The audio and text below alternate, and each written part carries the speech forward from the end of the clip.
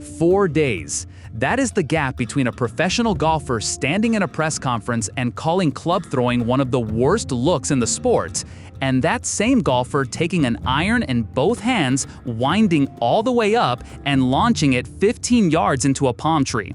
4 days. Same week, same golf course, same man. I don't, not to say I've never done it, I don't like when people break clubs. I don't like when people beat up the golf course, because we deal with it, and I think the breaking clubs makes us look very, very spoiled. I try my absolute best not to do it, and when it does happen, as far as slamming a tee box, I'm very upset with myself, because we're very lucky to play this game where we do, and I think it is a bad look. They hard packed. This looks a little fluffy. Yeah, can't even.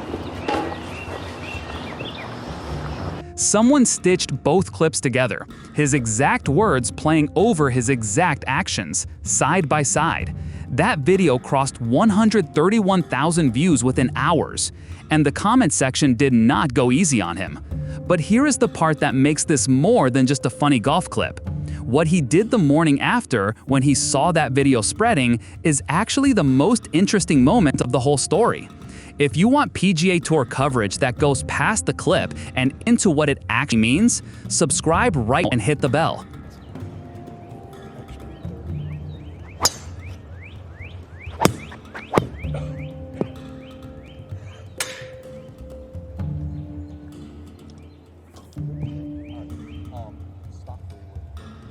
A whole lot of golfers still left to tee off here, number 2. The only one that had a chance was 274 of them. That's what I'm saying. So I draw if I pipe in because it's not really pipe. It started at Augusta. Sergio Garcia, 2017 Masters champion, a man who absolutely knows better, stood on the second tee in the final round and hit a drive into a bunker. What followed was one of the most watched meltdowns in recent Masters history. 2 full swings into the tee box turf. A walk to a nearby cooler. A full driver swing into that cooler hard enough to snap the shaft clean at the neck. An official code of conduct warning delivered on the 4th tee, the first enforcement of that policy at a major in recent memory. Obviously not super proud of it, but sometimes it happens. What did they tell you on the 4th hole? I'm not going to tell you. You know, nobody else uses drive. It makes it very easy. I just have to hit 3-wood all the time. Didn't have to choose another club. Your record here since you won is surprising. Is there one reason for it, or how do you explain that? Bad golf. Is there something specific to here that has happened? Bad shots. Did they give you a warning or something on the 4th? Is there a possibility? Nice question, please. 2 days later, Garcia posted his apology. "I regret the way I acted. It has no place in our game." 3 days after that, Max Homa walked into his press conference at the RBC Heritage. A reporter asked him about it. I do think that there's some, hey, don't say it in front of the wrong person, like be a bit aware of your surroundings. I don't, not to say I've never done it, I don't like when people break clubs. I don't like when people beat up the golf course, because we deal with it, and I think the breaking clubs makes us look very, very spoiled. I try my absolute best not to do it, and when it does happen, as far as slamming a tee box, I'm very upset with myself, because we're very lucky to play this game where we do, and I think it is a bad look. But again, I mean, this is a very frustrating game, and it happens. So I don't know where I draw that line exactly, but I definitely think beating up a golf course would be probably top, just because the rest of us have to play it. Homa did not name Garcia directly. He did not need to. "I don't like when people break clubs. I don't like when people beat up the golf course, because we deal with it. And I think breaking clubs makes us look very, very spoiled. I try my absolute best not to do it, and I think it is a bad look."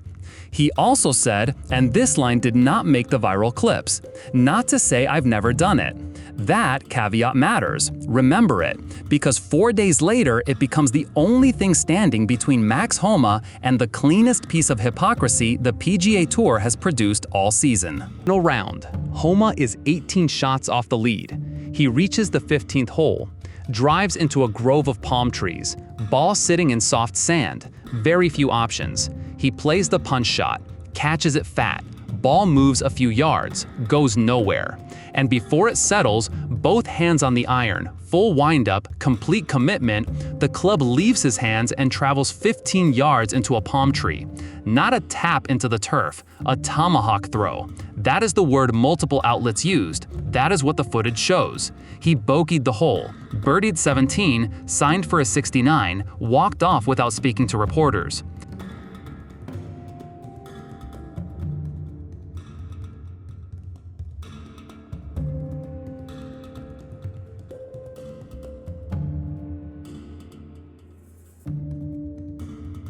By Sunday evening, his Wednesday words and his Sunday throw were sitting side by side on the internet. Same guy that was on his high horse a few days ago saying it makes you look spoiled if you throw your club? That comment had a lot of agreement underneath it. 131,000 views and climbing. You're going to give it extra 30, 40.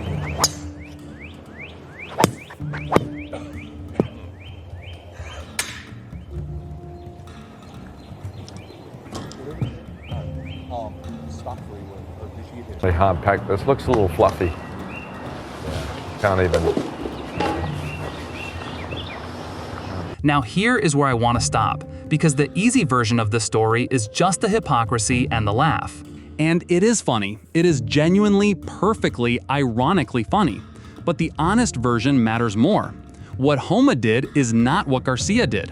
Garcia snapped a driver shaft, 2 full swings into tournament tee box turf, an assault on a cooler at the Masters, in front of Augusta National's full gallery, with an official warning issued on camera, tournament equipment damaged. Homa threw an iron into soft sand in a native area, 18 shots off the lead, out of any conversation about the result. Club hit a palm tree, sand undamaged, no official involved, nobody had to repair anything. That does not erase the 4-day gap between the sermon and the sin. He said it publicly. He did it. That sequence is exactly what it looks like. But treating both clips as equivalent just because clubs left hands in both of them, that is not accurate. And accuracy matters even when the story is funny.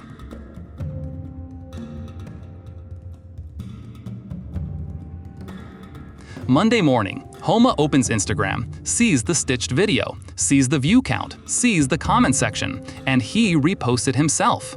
He writes, "I mentioned in this interview that we as pros should be held to a high standard and we should be accountable. I'm thankful so many people have held me accountable on this. Bad look, not proud, looking forward to bettering myself. No hedging, no pointing out that his club landed in sand, no, well, actually, there is a difference." He posted the video of his own hypocrisy, called it a bad look, and accepted what came with it. Garcia apologized 2 days after his incident. Homa apologized the morning after. Neither apology restores the conduct, but both players handled the aftermath better than most do when the cameras catch them mid-contradiction. And that is actually the bigger story underneath the funny clip. The code of conduct in professional golf is no longer enforced only by tournament officials and Augusta National committees. It is enforced by smartphones, by stitched videos, by comment sections with 131,000 people watching, and increasingly by the players themselves when they have the self-awareness to accept what they called for. Homa called for accountability on Wednesday. The internet delivered it on Sunday. And on Monday morning, he looked at the delivery and said, "Fair enough." That is not nothing. In a week that started with a Masters meltdown and ended with a palm tree, that might actually be the most important thing that happened. Drop a comment right now. Does Homa's apology change how you see the clip, or does saying something publicly and then doing it anyway cancel out the accountability entirely? That question is more interesting than the throw itself. Subscribe if you want every story at this level of detail. Share this with anyone who saw the Garcia meltdown and missed what happened 4 days later at the RBC Heritage. See you in the next one.